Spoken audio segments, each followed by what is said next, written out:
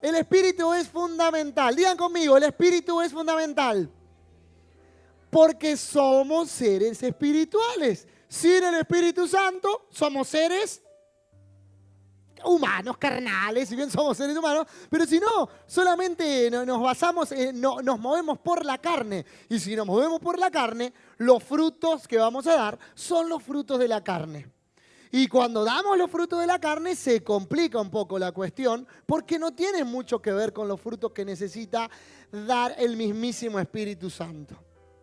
Entonces, justamente lo que vamos a hablar hoy tiene que ver con todo Lucas 4.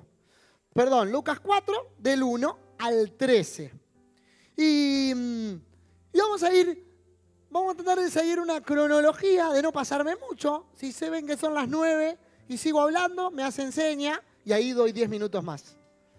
Bueno, vamos viendo. Entonces, esperen que la letra de esto está muy chiquita y mis 41 años me están jugando una mala pasada. Ahora sí. Perfecto.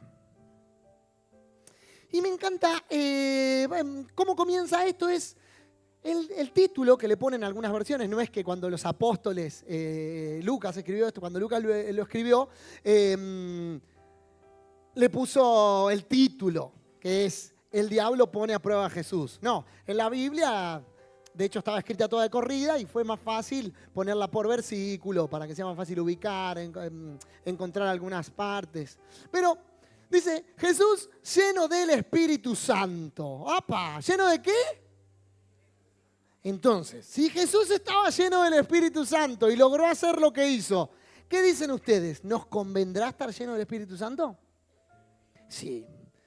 Sí, de hecho, por eso les decía hoy cuando orábamos por los padres que con la llenura del Espíritu Santo nuestro margen de error se reduce notoriamente. Entonces, vamos nuevamente, leemos eso y decimos Jesús lleno del Espíritu Santo volvió del río Jordán, que había sido bautizado en el río Jordán, y ahí había venido el Espíritu Santo como paloma, los pongo un poquito en contexto, y dice, y el Espíritu lo llevó al desierto.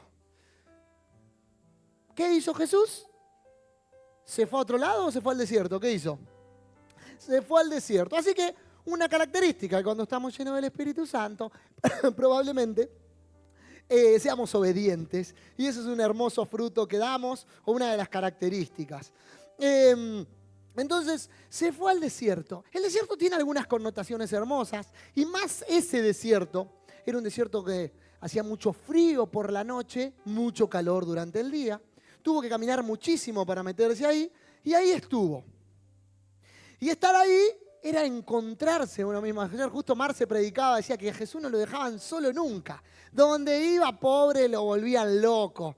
Lo volvían, lo atosigaban, querían que oren. Y él entonces, cuando necesitaba tiempo de intimidad, se tenía que ir solo. Cosa que, fíjense, todo esto son como, no lo dice, pero son consejos para nosotros también. Necesitamos ese tiempo de intimidad, ese tiempo de estar solo con el Señor, ese tiempo para orar y ese tiempo para escuchar lo que el Padre tiene para decirnos a nosotros. Entonces, ahí comienza esto, que es, ¿dónde lo tengo? Acá lo tengo, es lleno del Espíritu Santo. Entonces digan conmigo, es necesario. Y lo separamos en sílabas como en la escuela para que lo aprendamos. Necesario. Yo sé que les cuesta decirlo, pero es necesario. Sin el Espíritu Santo es imposible que Jesús haya podido seguir. No hubiese tenido la dirección. De hecho, al final de todo de estos versículos, de esta historia, de este suceso, dice que Él comienza su ministerio. Entonces tuvo que pasar por todas estas pruebas. Es fundamental, y más si somos personas, como lo somos ahora, que somos del nuevo pacto. Segunda de Corintios 3:6 dice, Él nos capacitó para que seamos ministros de su nuevo pacto. Este no es un pacto de leyes escritas, no es que es solo la palabra, sino que es del Espíritu. Porque la letra mata, mas el Espíritu da vida o vivifica, dice su palabra. El Espíritu da vida. Y vaya que da vida, Porque para lo que tuvo que hacer ahora, que es estar 40 días en el desierto sin comer nada, imagínense si necesitaba vida o no. Y ahora vamos a avanzar en esto. La palabra de Dios dice que fue tentado. ¿Fue tentado por quién? Por el diablo, fue tentado. Y tenemos esta definición de tentación. ¿La tenemos por ahí, Anto? ¿O quién anda por ahí? ¿Ahí? Tenemos una definición de tentación para que vayamos, les puse algunas ayudas, memoria. Y tentación tiene que ver también, mirá, qué tecnología que tenemos. Tentado, viene esa palabra súper difícil de leer, neipazo, ¿ok? Sería aquí la traducción, ¿cómo se lee? Peirazo, ¿sí? Que dice probar. Uy, qué difícil leer de acá. Esfuerzo, escudriñar, incitar, disciplinar, examinar, intentar, tentador y tentar. Ok, entonces, el diablo lo fue a probar a Jesús. Buenísimo. O sea que si lo probó a Jesús, ustedes dicen que no. ¿Nos probará a nosotros también? ¿Qué dicen? ¿Que sí o que no? Sí. ¿Viste cuando dicen a veces, al final yo creo en Dios, desde que me congrego todo es más difícil? Pero sí, a Jesús le pasó, nos va a pasar a nosotros también.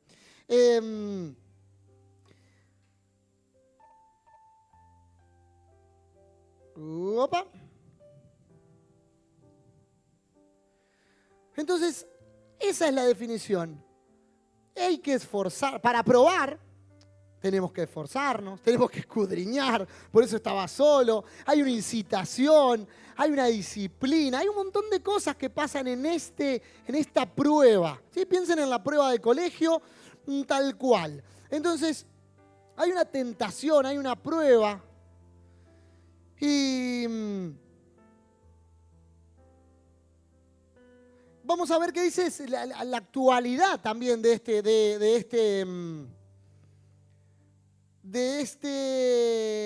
esta tentación. ¿Me pones el otro versículo, porfa? La otra placa que habla de tentación.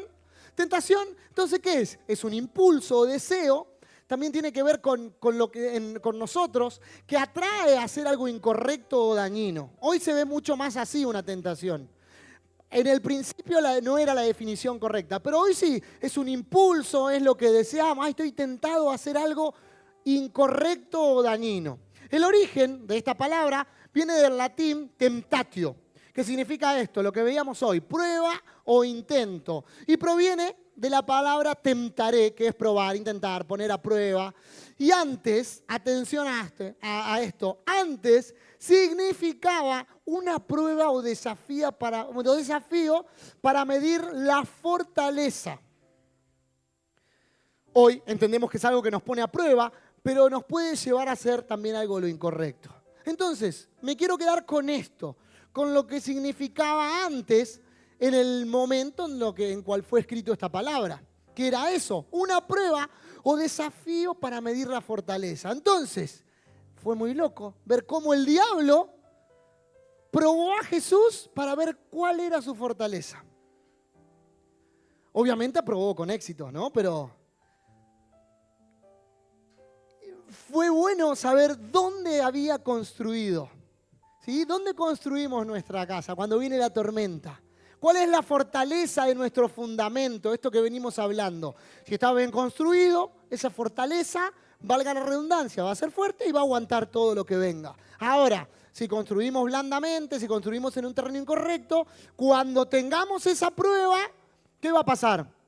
Todo se va a venir abajo. Entonces vamos a ir viendo qué pasó con eso. Él fue tentado, muy bien. Entonces esto dejó en evidencia dónde estaba parado Jesús ante una adversidad. Y todo esto que voy diciendo, quiero que veamos nosotros también.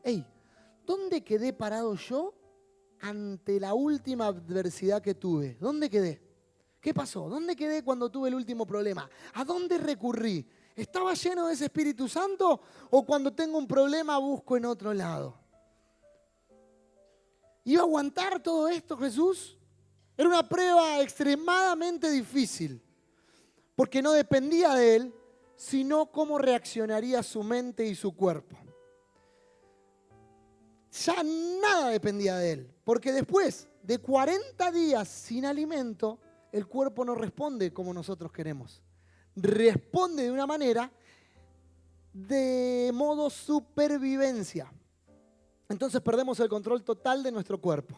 Y vamos a ver un poco esas definiciones. Poneme esa definición ahí de qué pasa, qué le pasa a nuestro cuerpo cuando pasamos 40 días sin comer.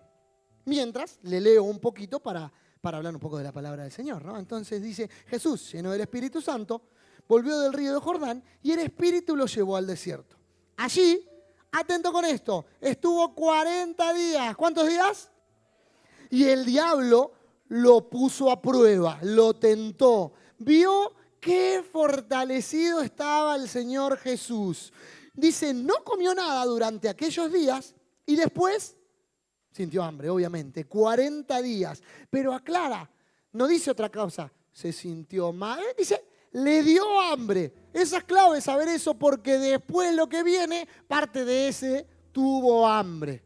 Y entonces, ¿qué le pasa al cuerpo en 40 días sin comer? De todo le pasa al cuerpo. 40 días sin comer es terrible. Yo no puedo, estoy 5 minutos sin comer y me vuelvo loco. Ni quiero pensar 40 días. Pero en situaciones extremas, muchas personas... ¿Alguien estuvo alguna vez en una situación de emergencia? Así que estuvo, no sé, perdido en la montaña. Se perdió en el campo buscando un pozo petrolero y estuvo 10 días sin comer, asustado. ¿Alguien? No, bien, eso es bueno. Si no, lo subí acá a testificar. Pero empiezan a pasar un par de cosas. Mirá, pasame a la ficha que sigue. ¿Qué le pasa a nuestro cuerpo?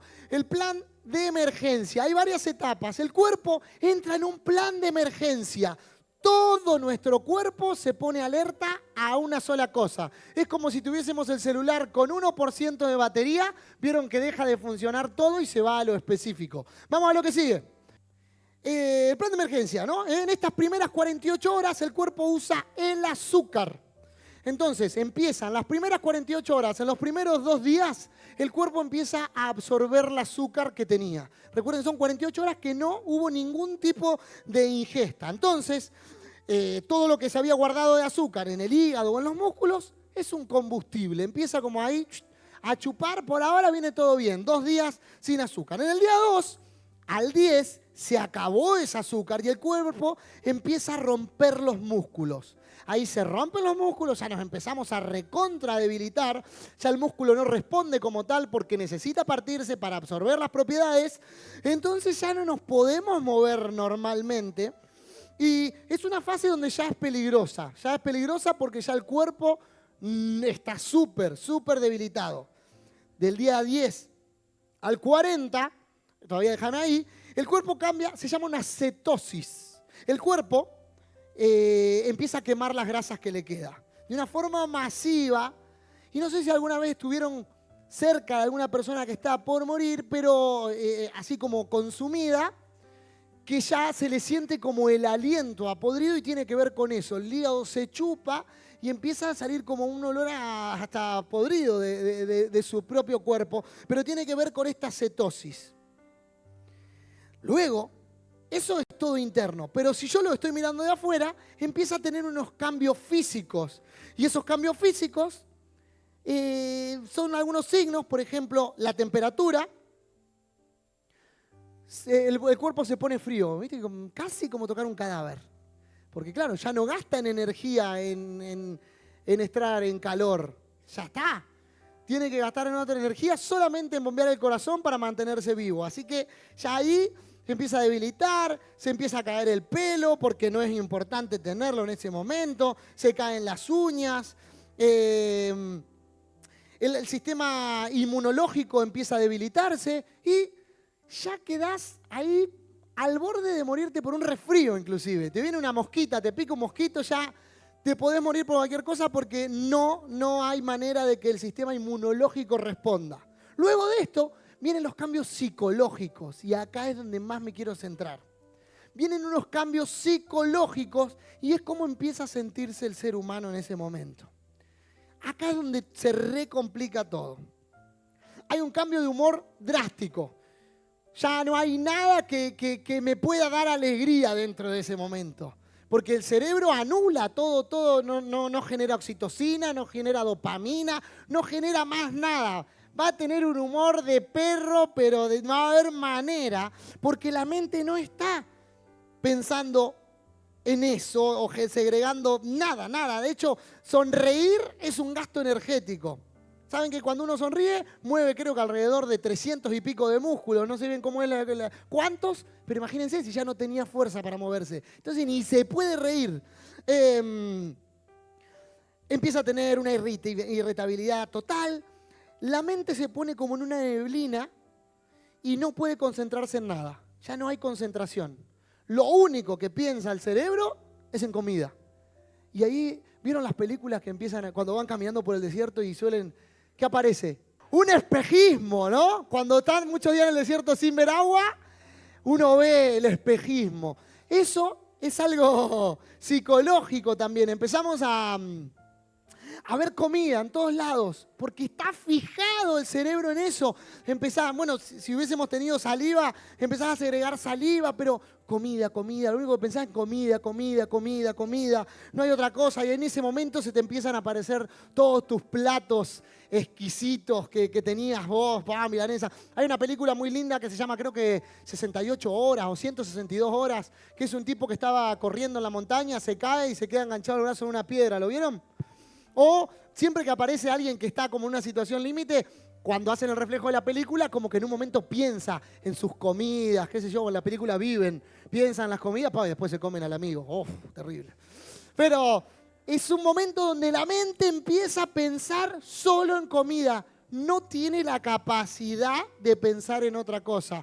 Por eso es tan importante lo que decía el versículo número 2, que decía, y después sintió hambre. Por otro lado, tiene algo más, que es una apatía, que es una desconexión total del entorno para no gastar nada de energía mental. No registra si hay otra persona. Ya no hay una apatía total. Si el otro va, por ejemplo, hay otro que se está por morir, no le interesa. Si hay otro, esto por ahí lo han visto en alguna película de casos verídicos, si hay alguien que el otro está colgando de una soga y se va a morir, que se muera. Ahora es como vital, es solamente uno se vuelve súper egoísta en esos momentos. Y ahí hay una diferencia clave entre hambre e inanición, que es una palabra que ahora voy a decirles. El hambre es una señal de alerta, pero la inanición es una emergencia médica. O sea, estamos al borde de la muerte. ¿Ok? Borde de la muerte. Está bien con eso, estamos muy bien. Fíjense que ya no había manera. ¿Cómo estaría Jesús? Si lo tendrían que graficar, díganme palabras. ¿Cómo se imaginan que estaba Jesús en ese momento, después de 40 días sin comer? ¿Cómo estaría? ¿Cómo?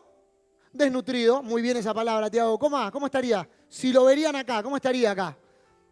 ¿Feliz, contento? ¿Hablando de fútbol? ¿Que Central perdió recién? ¿De qué estarían hablando? ¿Cómo estaría?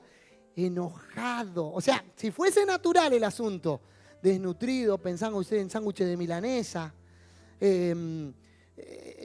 a punto de no pudiéndose levantar, sin importarle ninguno de ustedes. Sería fuertísimo ver esa imagen de Jesús. Pero la palabra dice que el diablo le dijo, y acá está buenísimo. El diablo le dijo, si eres hijo de Dios, dile a esa piedra que se transforme en pan. Entonces, encima que tenía hambre, le habla de comida. Y ahora les pregunto, ¿Jesús tenía el poder de convertir la roca en panes? Sí, ayer Marce también nos compartía eso anoche, ¿no? De la multiplicación de los panes y los peces. Entonces, puede hacerlo, lo podía hacer. Yo 1000 veces me he preguntado, ¿por qué cuando lo fueron a matar no se fue? ¿Alguien se lo preguntó eso? ¿Pero qué te costaba, Jesús? Si vos hacías así, pum, desaparecen todos. Pero porque hay una obediencia, y ahora vamos a llegar a eso. Digo, él podía hacer eso. Él podía decirle, bueno, a ver, lo convierto. Y lo que, o sea, lo que ganaba, ¿qué ¿qué ganaba el diablo si él convertía el pan en comida? Pues si el diablo convierte el pan en comida, si yo soy Jesús, le digo, ya está, lo convertí. Mirá, y ahora me como un pancito, listo, ahora estoy bien, estoy mejor de la mente, te puedo retrucar lo que quiera. Pero no, porque lo que fue hacer el diablo permitido por el Espíritu Santo fue ponerlo a prueba. Y él necesitaba estar aprobado, porque en el momento que estaba en la cruz, si no, también podría haber hecho lo mismo. Yo zafo, si yo tengo el poder de zafar, evito la muerte. Porque acá estaba al borde de la muerte. Fue su primera vez al borde de la muerte. Así estaba a punto. Entonces fíjense que a veces necesitamos pasar por esas situaciones, pero porque vienen situaciones por las que tenemos que estar listos. Y situaciones fuertes, porque no son tentaciones comunes. No es que, me tiento de comerme un sanguchito, me tiento de... O sea, estaba su vida en juego. Literalmente su vida en juego. Y no respondía por él. Entonces, era lo que más necesitaba. Y Jesús, ¿qué le dijo? No, las Escrituras lo dicen, no solo de pan vivirá el hombre. ¿Sí? Es un versículo que es muy conocido, no solo de pan vivirá el hombre, sino de toda palabra que salga de su boca. Y entonces, me gusta ver esto y lo llevo un poco a nosotros, de que muchas veces me han venido a decir a mí o hemos tenido este pensamiento. Fíjense si comparten alguno de estos pensamientos conmigo. Jesús justo tenía mucha hambre, ¿y con qué lo tentaron? Con pan, con comida. Y muchas veces, el otro día, nomás, mirá, la semana pasada hablando con alguien me decía, les doy varios ejemplos. Justo que estoy seco, se me cruzó un vueltito en el trabajo. Ajá, justo cuando estamos secos. Pero no lo pude, justo estoy seco y... justo que me siento solo, pasó una chica y me hizo ojitos. Pero porque justo me sentía solo. Fíjense cómo nos vamos conformando y nos vamos pasando pruebitas mínimas que no están en riesgo nuestra vida. ¿Por dónde viene la prueba? No hay excusas para hacer lo que hay que hacer. No hay excusas. Si estamos llenos del Espíritu Santo, cualquiera de esas pruebas pueden ser muy, pero muy sencillas hacerlas. Les voy a hacer una pregunta a ver si quién me la puede contestar. Creo que es muy fácil. O no, la verdad que no sé si es fácil o no. Pero, ¿qué otra persona fue tentada con la comida en la Biblia? ¿Quién más? Quiero ir más atrás todavía. ¿Quién? ¿Quién más? Adán. ¿Quién dijo Adán? Se ganó un locro. Ok, Adán fue la primera persona que fue. ¿Y qué pasó? Hizo macana. No aguantó la tentación, no aguantó la prueba. Fíjense que también fue con algo de sentimiento, con algo que es visceral, con algo que es con una necesidad, el alimento, la comida, algo que vemos, que palpamos, que sentimos. Y ahí sí, no pudo evadir la tentación. Entonces, a tener atención en esto, lo que no completa Cristo, lo está completando algo o alguien. ¿Sí? Lo que no completa Cristo, si no estamos llenos del Espíritu Santo, si no estás lleno de Él, lo está completando otra cosa. Entonces, respondemos de otra manera. La primera prueba tuvo que ver con alimento, ya lo dijimos, Adán. Y como les decía anteriormente, Jesús tranquilamente podría haber hecho el milagro. Aparecer el pan y el diablo, pum, pum. Pero no era que el diablo iba a ganar algo, pero en realidad sí. Jesús estaba jugando con el carácter de Dios, con su carácter. ¿Qué estaba formando su carácter en esos no? En aguantarse a hacer ese milagro. ¿Está mal hacer un milagro? No está mal hacer un milagro, pero era el momento de hacer el milagro. No lo necesitaba, porque hay un tiempo para hacer cosas. Entonces, a veces uno aconseja acá, ¿está mal hacer esto que voy a hacer? No está mal hacerlo, pero ¿es parte de la voluntad de Dios? O sea, todo nos es lícito, pero todo nos edifica. Todo edifica a otro. No sé, piensen en algo que hicieron tal vez adelante de esa persona. Fue para peor, pero adelante capaz que, no sé, en tu casa no lo fue así, ¿no? Capaz que yo con Ana vamos un día a una cena y tomamos una copa de vino, ponele.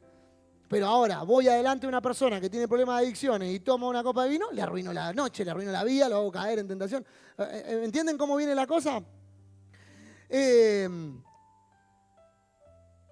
Increíble ver cómo al borde de la muerte no desistió. Y esto le sirvió para otros momentos. ¿Sí? No hay atajos en el Señor, no hay atajos. Es necesario que vivamos el paso a paso.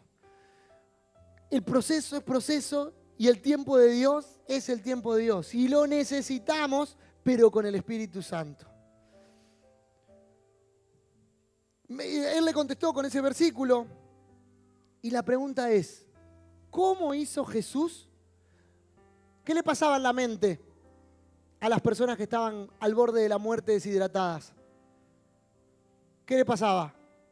No podían pensar, hay una desconexión neuronal. Entonces, ¿cómo hizo para acordarse de un versículo? ¿Qué piensan? ¿Cómo pudo haber hecho para acordarse de un versículo en un momento donde su cuerpo no hay conexiones neuronales posibles para que eso suceda? Pero eso suceda porque no fue Él, fue el Espíritu Santo. Entonces, ¿cómo reaccionamos nosotros ante algo que nos pasa? ¿Reaccionamos nosotros con la carne o reaccionamos desde el Espíritu? Juan 14:26 dice, el Espíritu Santo les enseñará y traerá a memoria todo lo que he dicho. Todo lo que he dicho lo traerá a memoria. Entonces, fíjense la importancia de tener el Espíritu Santo.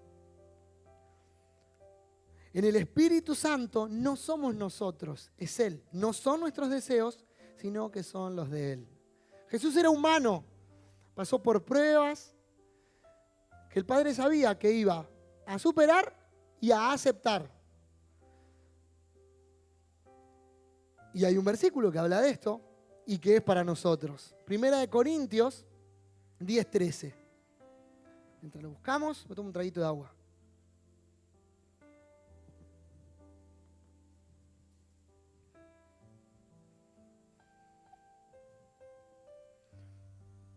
Dice, las tentaciones que enfrentan en su vida, o las pruebas, no son distintas de las que otros atraviesan. Y Dios es fiel. No permitirá que la tentación sea mayor de lo que puedan soportar. Cuando sean tentados, Él les mostrará una salida para que puedan resistir. Y es buenísimo saber esto, que dice que Él nos mostrará la salida para que podamos resistir, no para que no tengamos más esa tentación o para que ya zafemos. O sea que hay que atravesar esa tentación para salir victorioso. Y en este momento nosotros somos más que victoriosos, porque esto fue antes de que Él ya nos haya dado todo y ahora vamos a pasar a esa cosa, a esa parte. Porque luego le sigue diciendo, luego de que Jesús le dijo, de pan no vivirás, solo de pan vive el hombre, perdón. Entonces el diablo lo llevó a una parte muy alta. Y desplegó entre todos los reinos del mundo, despegó a todos los reinos del mundo en un solo instante. Y eso, o sea, no es que él pudo ver todos los reinos. Eso es un poco espiritual también para entenderlo. Todas las áreas de gobierno se las mostró. Le mostró todas las áreas de gobierno. Y le dijo, te daré la gloria de estos reinos y autoridad sobre ellos. Porque son míos para dárselos a quien yo quiera. ¿Cuándo se perdió todo eso? ¿Por culpa de quién perdimos todo? En ese momento perdimos todo, pero luego de la cruz, ¿no? Él vino a reconciliar todo eso. Entonces, el diablo lo llevó a esa parte alta, le mostró todos los reinos en un solo instante, como le dijo, toma, brum, acá está todo. Yo te voy a dar la gloria de estos reinos y la autoridad sobre cada uno de ellos. Y él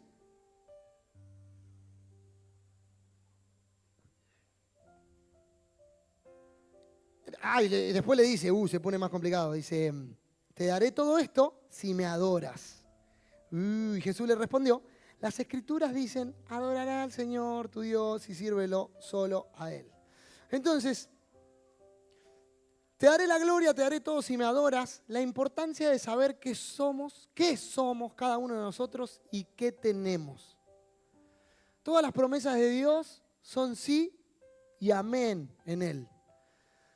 Entonces, ¿qué nos va a regalar algo que ya es nuestro? O sea, en ese momento, tal vez el diablo tenía razón. Todos esos reinos todavía no eran de Él porque se habían perdido. Pero después de que Él resucite, todo iba a pasar a ser reconciliado. Entonces había un tiempo también. Pero ¿qué pasa? Si Él decía que sí, ¿de qué zafaba? De morir, de resucitar, de todo un camino de espinas, de unos latigazos. Y esas son las tentaciones de las que zafó. O con las que peleó. Esas son las pruebas que atravesó. Y él así todo dice, no hay problema. Yo no te tengo que adorar a vos. Yo tengo que adorar a mi Dios, al único. Y acá también me gustó esto de saber que dice, te daré la gloria si me adoras. Te daré todo esto si me adoras. Y acá creo que hay algo que nosotros hemos predicado o hemos escuchado, es que muchos hemos llegado al Evangelio esperando eso. Si venís, no sé, una vez fuimos a la plaza, estábamos con los chicos y nos decían, no, si vos aceptás a Dios en tu corazón, vas a tener una casa nueva. Si vos aceptás a Dios en tu corazón, vas a tener salud. Si vos tenés a Dios, no vas a tener más problemas. Pero si veo a Jesús y todo pasó todo lo contrario, ¿cómo va a hacer eso? No. Y es medio hasta diabólico, ¿se dan cuenta? Porque después lo dice, si aceptás, el diablo le dice, te daré todo esto. ¿Y qué nos va a dar? Todo lo que nos corresponde.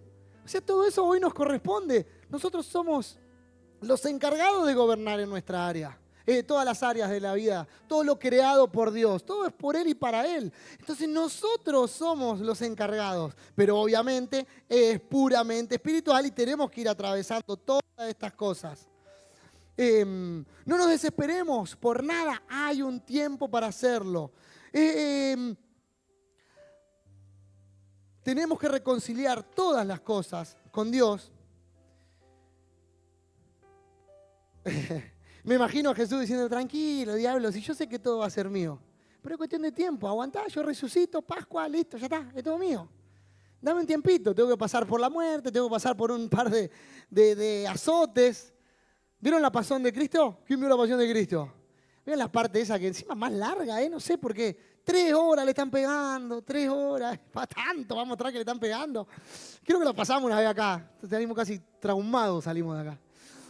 Pero le pegan y como no le alcanza buscan cosas más filosas para pegarle. Y le pegan otra vez. Y como no le alcanza van a buscar cosas más filosas para pegarle. Y vos decís, Jesús, cuando la veía digo, ¿por qué no fuiste a la cruz antes?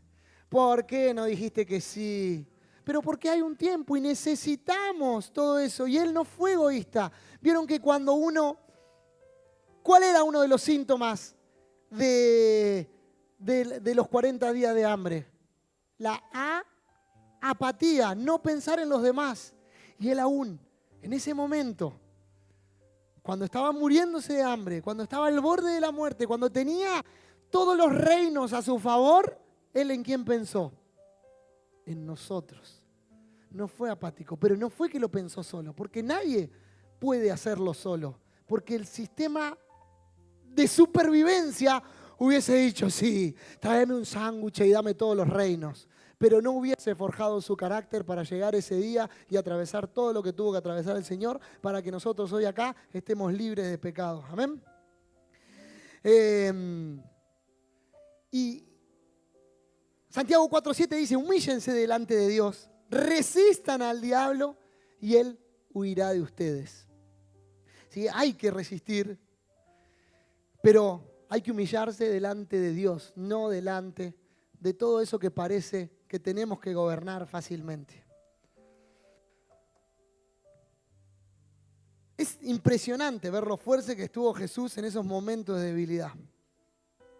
Lo firme que estuvo en momentos donde cualquiera, o sea, hemos caído por cosas más tontas, ¿o no? Nos hemos mandado un moco por cositas mucho más chiquitas.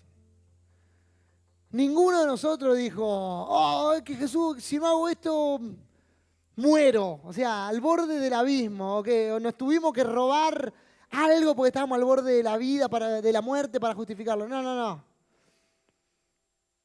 Las macanitas que nos hemos mandado o el errar al blanco que nos hemos mandado fue porque no nos aguantamos los procesos, la tentación, la prueba esa que tenemos que tener. O sea, la tuvo Jesús. Jesús tuvo la prueba. ¿Por qué nosotros no la vamos a tener? ¿Por qué nos vamos a escapar de esa prueba que la necesitamos? Porque se vienen cosas mayores. Se vienen cosas más grandes y necesitamos hacerlas. Vos, ¿dónde decidís estar? Quiero que se hagan esa pregunta. Digan, ¿yo dónde decido estar? Pregúntenselo ahí en la cabeza. ¿Dónde decido fundamentarme? ¿Voy a decidir como Adán o voy a decidir como Jesús? ¿Cómo vine decidiendo hasta este día? ¿Como Adán o como Jesús? ¿Qué hice con todo lo que era por herencia mío? Adán tenía todo, Jesús también, pero no en ese momento. Y Adán teniendo todo, lo rechazó, lo perdió. Entonces, saben que cada uno de nosotros tenemos cosas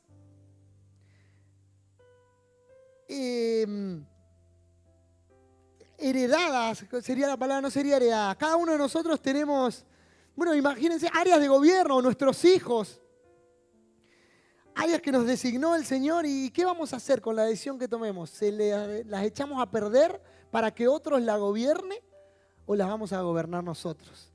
Y pensaba en todo esto que hoy gobiernan personas que no son cristianas y son súper corruptas. Y la sabemos y lo vemos.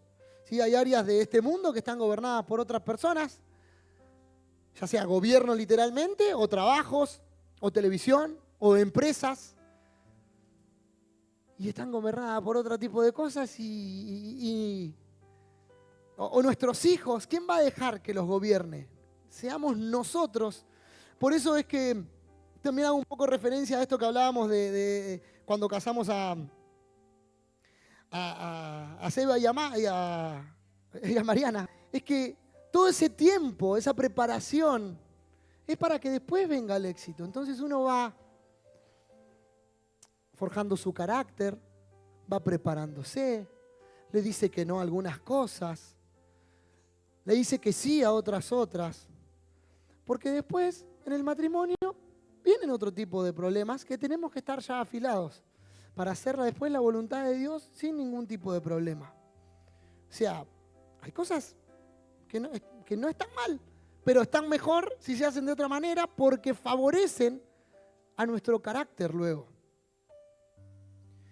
Y entonces, ¿qué había dentro de Jesús en ese momento? Que le dijo, ¿a quién adorás?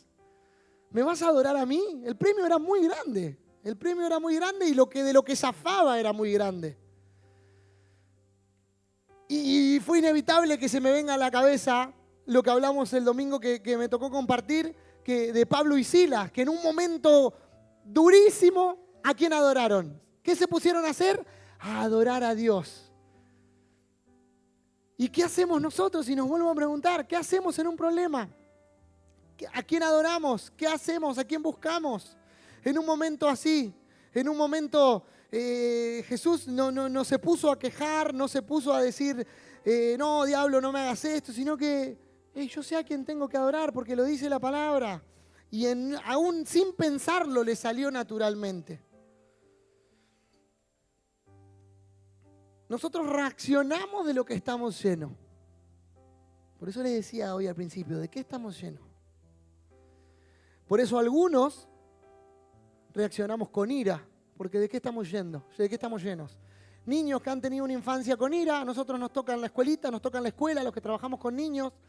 Vemos que hay niños que están llenos de ira, pero zarpado, que reaccionan todo el día a todo con golpes. Hay niños que lloran, pero con una angustia terrible, porque están llenos de angustia por lo que viven, por su crianza. Y a veces lo seguimos llevando a lo largo de nuestra vida adulta. Por eso algunos reaccionamos con ira, otros reaccionamos con pensamiento de muerte, porque estamos llenos de eso. otros reaccionan apurándose a los tiempos de Dios. Entonces, fijémonos de qué nos estamos llenando, de qué estamos llenando a nuestros hijos. ¿Sí? Yo creo que pensemos en esto, lo primero que hagamos ante un momento de dificultad es de lo que estamos llenos. Entonces seamos sabios y dejemos de consumir eso. Si yo, ante un momento, estoy como loco hoy en mi casa, digo, estoy como loco, no, necesito calmarme, ¿me voy a correr? Ni bien, estoy lleno de eso, esa es mi pasión más grande. Si yo en un momento de locura, estoy como loco, no sé cómo calmarme, me pongo a ver TikTok, me estuve llenando de eso. Si en un momento de locura me lleno de ira, estoy consumiendo eso de alguna manera. Deja de ver películas de guerra porque te alimentan más. No sé. Entonces, si yo lo primero que hago en un momento es ponerme a adorar, ponerme a buscar a Dios, estoy lleno de eso. ¿Sí? Y te lo digo yo, que muchas veces no fue mi primera respuesta. Y estoy seguro que acá no fue la primera respuesta de todos ante un conflicto ponerse a adorar. Sí, capaz que pedirle a Dios. Zafame esta, por favor, se juro que después oro todos los días, me levanto a las 5 de la mañana, voy a todo el horario de oración. Eso sí hemos hecho. Pero nos pusimos a adorarlo en un momento de dificultad. Sigue diciendo entonces, Jesús le respondió, las escrituras dicen, adora al Señor tu Dios y sírvelo solo a Él. ¿A quién estamos sirviendo? Entonces, para redondear esa pregunta, ¿a quién estamos sirviendo? ¿Y se la hacen? Pregúntensela, ¿a quién estoy sirviendo? ¿A quién estoy sirviendo? ¿Por quién estoy haciendo las cosas? ¿Por servicio a Él o por servicio a mí? ¿Por servicio a que me mire otro o por servicio a Él? ¿Qué estoy sirviendo? ¿Qué reino quiero ganar? Entonces el diablo dice que lo llevó a Jerusalén, al punto más alto del templo.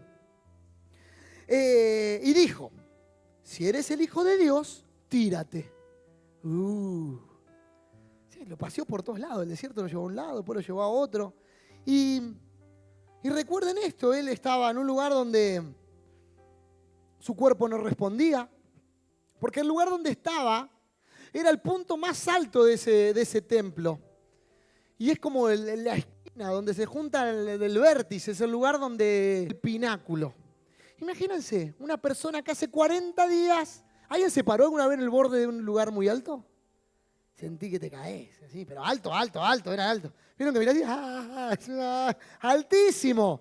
Y tenés sensación, imagínate con 40 días sin comer, que te tiembla todo, que no sabés cómo ponerte, que un vientito te desparrama, que estás flaco, desnutrido, no podés ni pensar. Ahí estaba Jesús.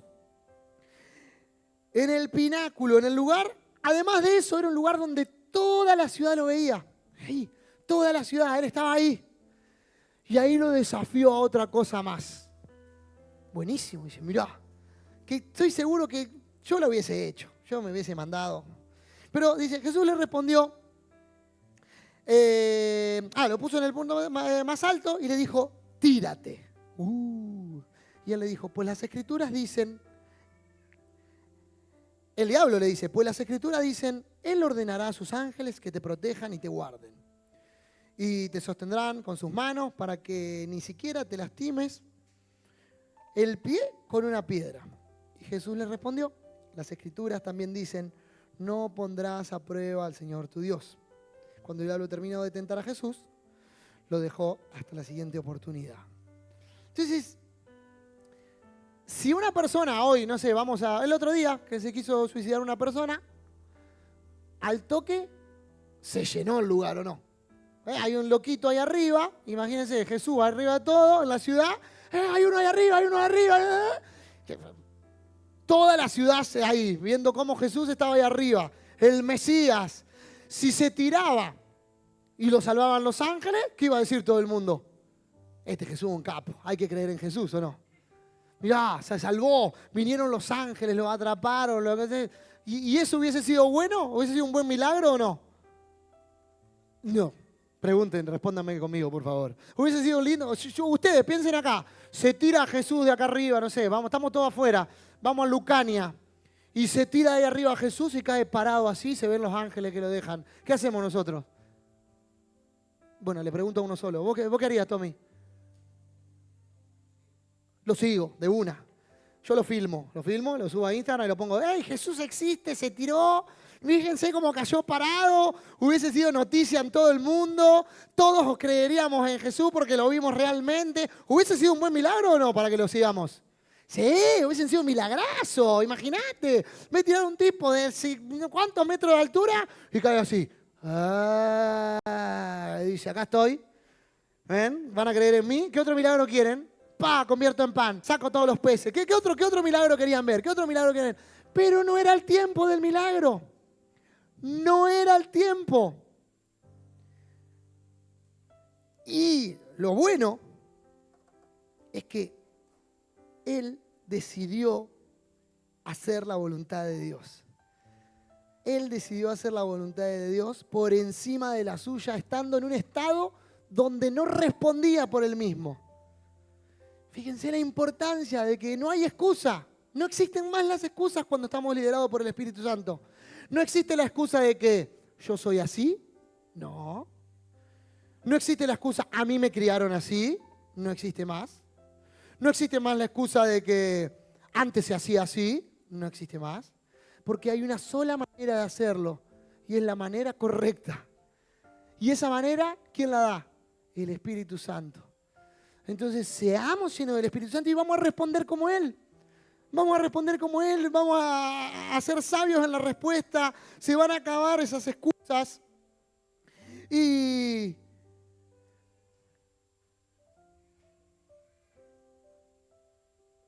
entonces, necesitamos ser dependientes.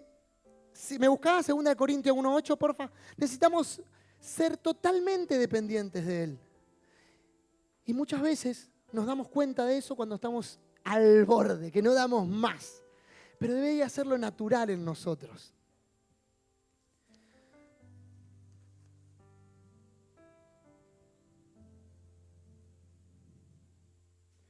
Pensaba en este tiempo, porque también lo hablaba el otro día con alguien. Hay algo en psicología que se llama, yo lo he hablado un montón de veces, que se llama estrés postraumático.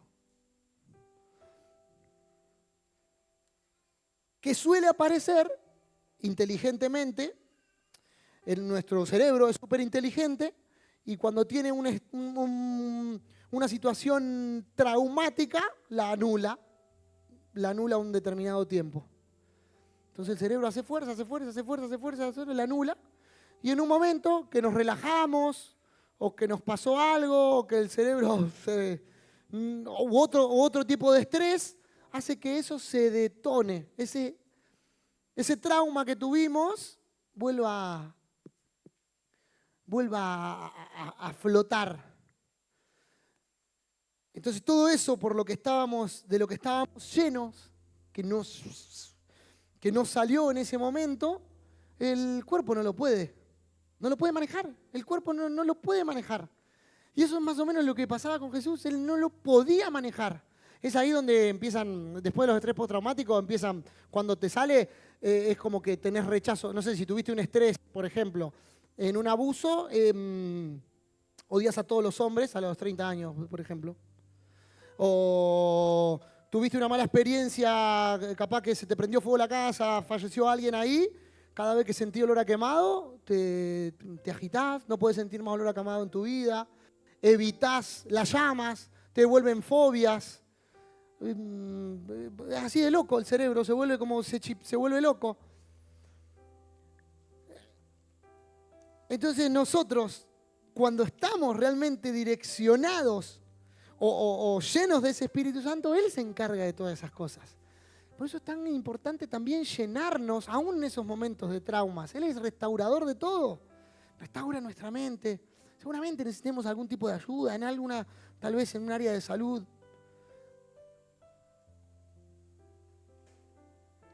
Pero que eso también sea todo controlado por el Espíritu Santo. ¿Qué hacemos cuando viene una prueba? Necesitamos haber pasado por esa prueba y es una prueba personal. La tenemos que pasar. Y pensaba en esto, ¿no? En 2 Corintios 1:8.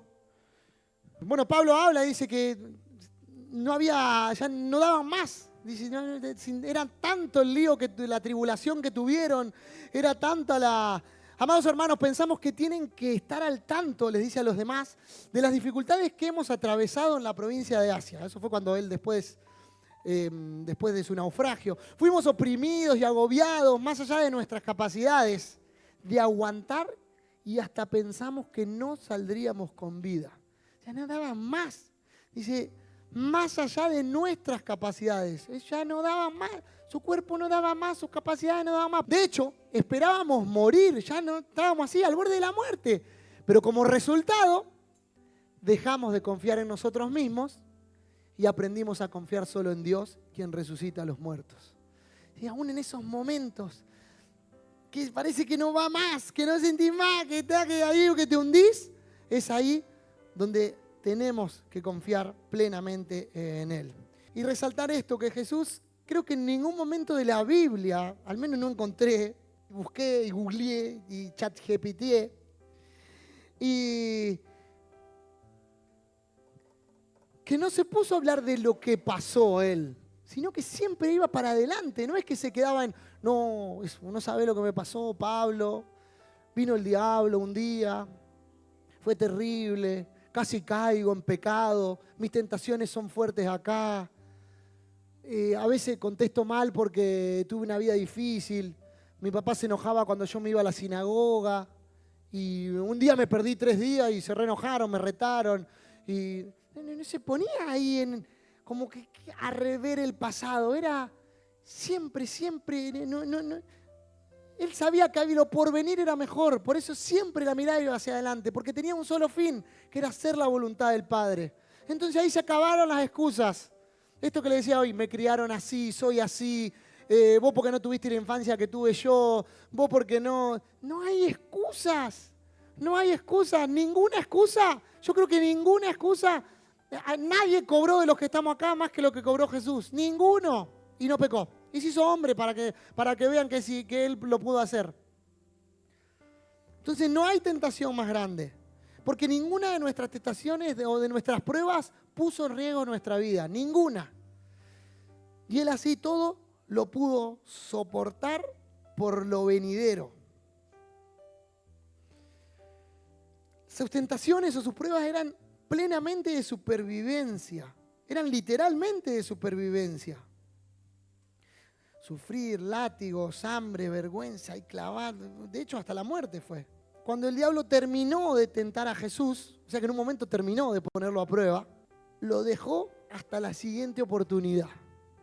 Y este final me parece fantástico. Cuando el diablo terminó de tentar a Jesús, lo dejó hasta la siguiente oportunidad. Así que sabemos algunas cosas. Primero que va a pasar que el diablo nos tiente. Y a veces nuestras tentaciones vienen de nosotros mismos. Hay una parte de la Biblia que también lo dice. Por nuestros propios deseos. ¿Qué estamos pensando? ¿Qué estamos haciendo? Por eso, ¿de qué nos estamos llenando? A veces peleamos con cosas que nosotros mismos nos llenamos. ¿Sí? Un ejemplo, estamos peleando contra,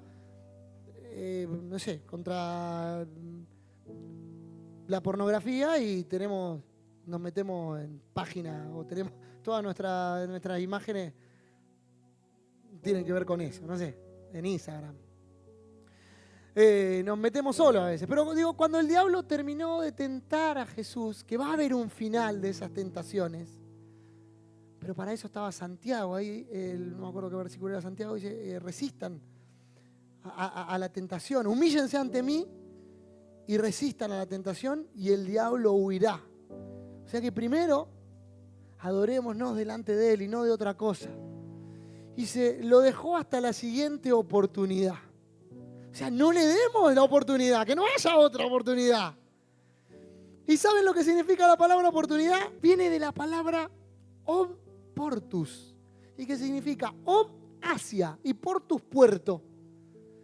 Entonces, oportus u oportunidad significa momento favorable. En ese momento, en su inicio, de donde viene del latín, era el momento favorable para que las embarcaciones entren a tierra de segura.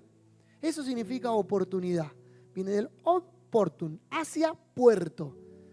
Entonces, es el momento favorable. Creemos esa oportunidad nosotros. ¿Sí? Para que eso sea favorable, para que el momento ese sea favorable, muchas cosas tienen que pasar. El viento, las olas, la embarcación, la gente que va arriba, que sea capaz, el sol de frente, una buena señal. Bueno, antes se usaban otros artilugios para llegar a puerto. Se veía dónde estaba el faro indicaba. Entonces, ¿qué señales o qué oportunidades nosotros le vamos a dar al diablo para que se meta en nuestra vida? O mejor aún, o peor aún, hoy, ¿qué oportunidades le estamos dando? O sea, ¿en qué se la estamos haciendo fácil al diablo para que tenga la oportunidad de entrar a nuestra vida? ¿Va mejor esa pregunta? ¿En qué se la estoy haciendo fácil?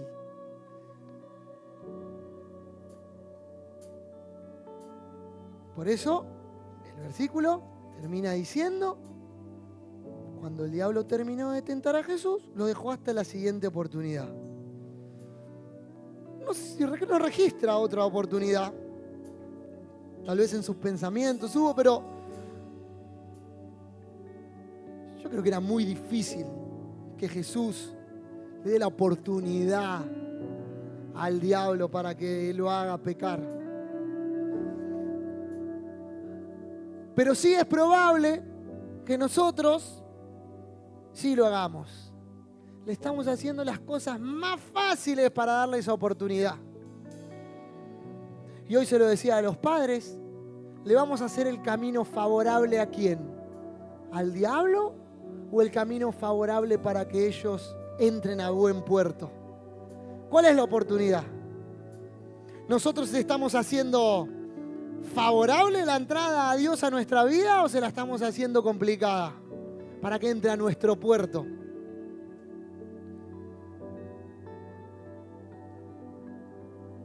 Hagamos que sea favorable para el Señor.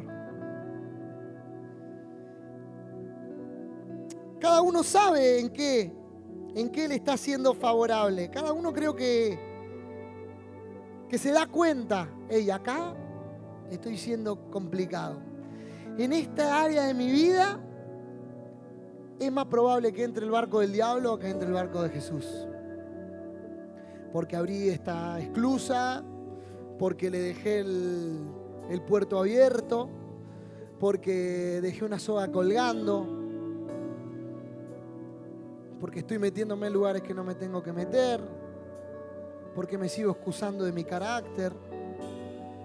Y por culpa de todo eso, todo lo que Dios me dio para que gobierne lo estoy perdiendo. Como lo perdió Adán. Adán perdió todo tenía. El gobierno y la autoridad por sobre todas las cosas. Y las perdió todas. Que nosotros no perdamos ningún área de esa. Nosotros somos más que victoriosos. Jesús tuvo que aguantarse todas esas pruebas, aguantarse todo para estar fundamentado en el lugar donde tenía que estar para la prueba más difícil de su vida, que era morir por nosotros. Por eso tuvo que prepararse.